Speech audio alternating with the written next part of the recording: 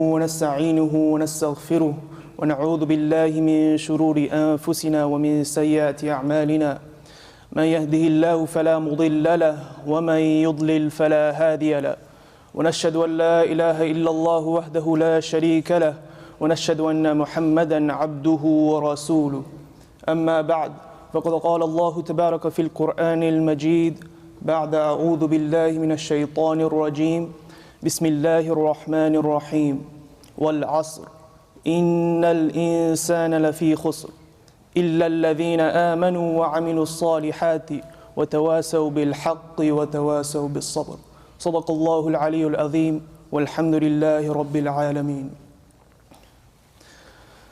First and foremost, we thank Allah Azza wa Jal for allowing us to be here today. We thank Allah for allowing us to meet Yawmul Jummah, the best of days within the week. And we thank Allah for allowing us to be amongst the best of gatherings. The gatherings in which we remember Him and His Rasul sallallahu alayhi wa ala alihi wa sallam.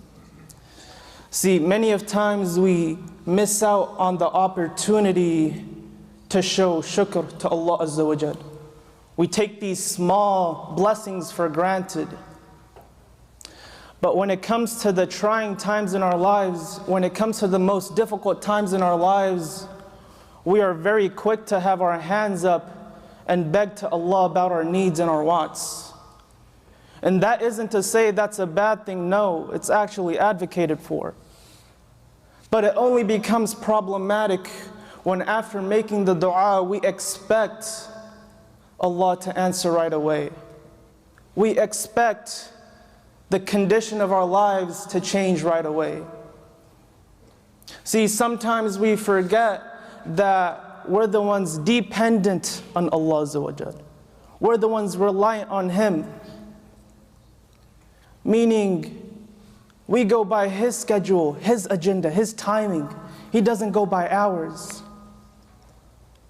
And so sometimes we forget that Allahu khayrul makirin, that Allah is the best of planners as stated in Surah Anfal. But we get so caught up in these moments, in these difficult times, and we stress over the smallest of things, that we forget that there's something to look forward to after this dunya. And the fact of the matter is, you might wake up one day, and that day might be in your favor. But the next day, it might be against you. But regardless, at the end of both days, you still say, Alhamdulillah. On a good day, you show your gratitude to Allah, and on a bad day, you still do the same. Don't let the bad days be the reason that you turn your back on Allah, but instead let it be the incentive, the motive for you to come closer to Allah Azza wa Jal. And Allah prompts us in the Quran, أَحَسِبَ النَّاسُ أَن يُتْرَكُوا أَن يَقُولُوا آمَنَّا وَهُمْ لَا يُفْتَنُونَ. That do they think just because they say we believe that they'll be left with no test? That just because you and I claim we're Muslim, we're going to live life lavishly? No, it's the exact opposite, right? It's because you and I claim we're Muslim that we're going to go through the trials and tribulations in life. We're going to have to go through the ups and downs because we have the akhirah to look forward to.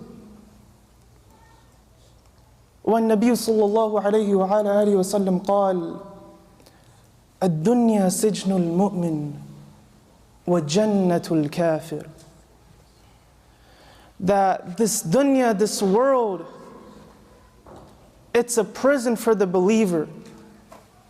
It's a prison for you and I. وَجَنَّةُ الْكَافِرِ. And it's Jannah for the disbeliever. See, we get so shaken up, and we've been tailored in modern times to be shaken up by the smallest of things. And so when we have a bit of adversity in our lives, we become so vulnerable. But we forget that the best of man, Muhammad al-Mustafa sallallahu alayhi wa ala alihi wa sallam, went through the most difficult of times. We're talking about a person who was tested before they even entered this world. We're talking about a person who lost their father when he was still in the womb. We're talking about a person that would lose their mother at the age of 6. And then 2 years later, they would lose their grandfather. We're talking about a person that would bury 6 of the 7 children that they had in their lifetime.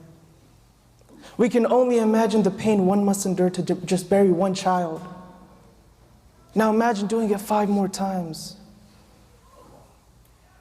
And not only that, but after the boycott against the Muslims in Mecca, through the effects of that boycott, he would then lose his uncle and his beloved wife within the matter of weeks. And this point in his life was so depressing that the Seerah books, they title it the Year of Sorrow. But ironically enough, when asked about his most difficult of days, it wasn't any of these. But rather it was the day of Ta'if. The day where he fled to the city of Ta'if after the Year of Sorrow, hoping that conditions will change. And so he fled to the city of Ta'if, and what did he end up doing? He went straight back to work. He went straight back to spreading the message of Islam. He went from door to door, spreading da'wah. But each and every single time, the door would be slammed right in his face. And so eventually, he met with the leaders of the city, hoping that something would change. But not only did they reject the message, but they ended up mocking him in front of his face by saying things like, "Has Allah not chosen a better messenger than you?" It's like kicking someone that's already down, so you can sort of see why this is the most difficult of days for the Prophet.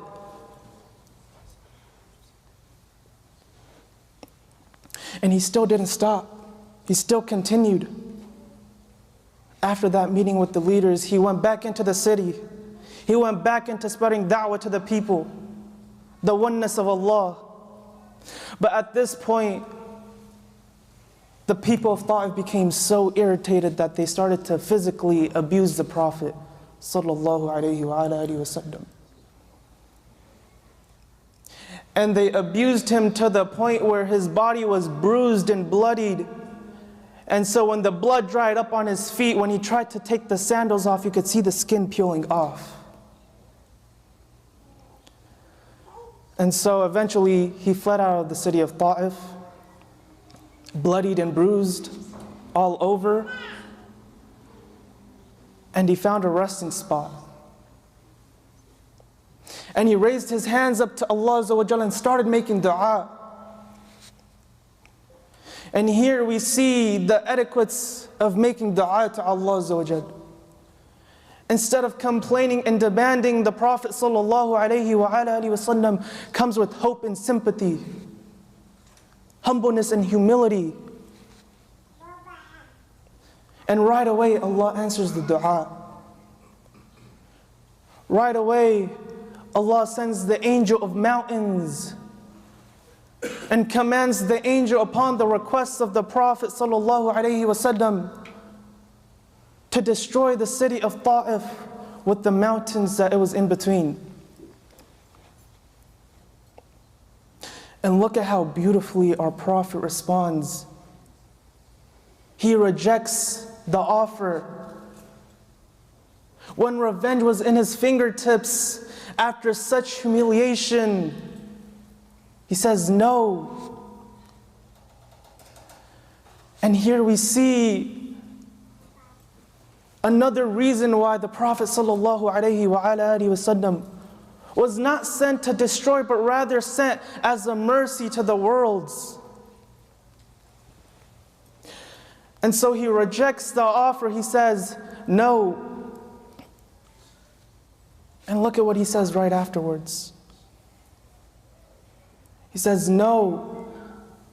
I hope that among the descendants of the people of Ta'if will be people that carry on the banner of Islam, will be people that practice La ilaha illallah Muhammadur Rasulullah sallallahu alayhi wa sallam.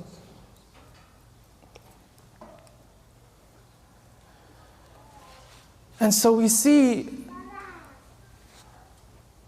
when he had the opportunity to get another point with the city of Ta'if, he rejected it. And one of the biggest blessings that we as the ummah take for granted is the blessing of being a part of the ummah of Muhammad al-Mustafa sallallahu alayhi wa sallam. Just in this small segment, we learn so much. We take away so much. Now imagine how revolutionizing it would be if we learned the whole seerah, if we went through the whole life. Imagine how much growth we would have in our lives if we implemented these. Imagine standing on the day of judgment where we can't even look at our own mothers and fathers, where we push away our children, and then we go to the prophets for help, and from Adam to Isa they all yell out, nafsi, nafsi, myself, myself. And then we get to our Habib, Muhammad al-Mustafa sallallahu alayhi wa ala alihi wa sallam. And instead of saying nafsi, nafsi, he says ummati, ummati. My ummah, my ummah. Even on that day we see him practicing selflessness. Even on that day his main concern is us. So don't you think that the least we could do is set some time aside and learn about the seerah? قولوا قولي هذا واستغفر الله ولكم.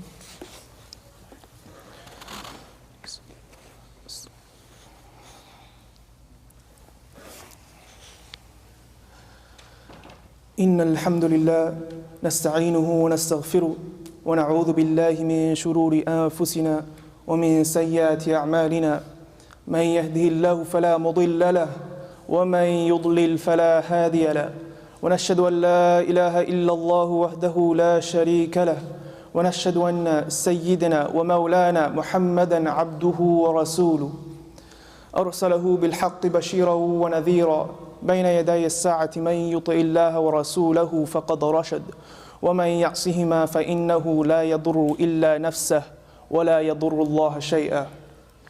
أعوذ بالله من الشيطان الرجيم.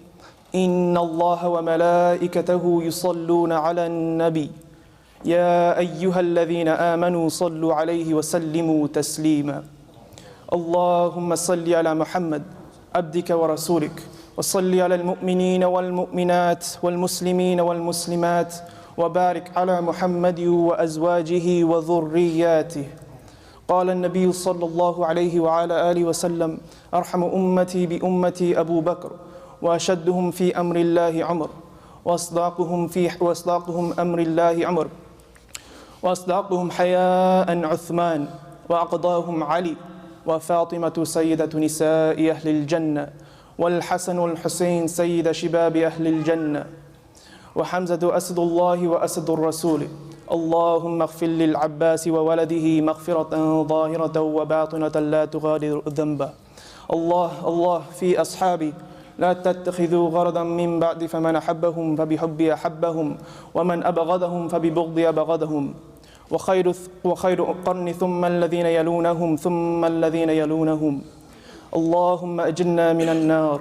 اللهم إنا نسألك الجنة ونتوب إليك. اللهم اغفر لحينا وميتنا وشاهدنا وغائبنا وصغيرنا وكبيرنا وذكرنا وأنثانا. اللهم انصر إخواننا في غزة. اللهم انصر إخواننا في فلسطين. اللهم انصر إخواننا في لبنان وفي الصين وفي سوريا. اللهم انصر إخواننا في كل مكان. اللهم إنا نسألك الجنة ونتوب إليك. ربنا هب لنا من أزواجنا وذرياتنا قرة أعين واجعلنا للمتقين إماما. ربنا آتنا في الدنيا حسنة وفي الآخرة حسنة وقنا عذاب النار وادخلوا الجنة مع الأبرار. إن الله يأمر بالعدل والإحسان وإيتاء ذي القربى وينهى عن الفحشاء والمنكر والبغي يعظكم لعلكم تذكرون. فاذكروني أذكركم واشكروا لي ولا تكفرون. قيموا الصلاة.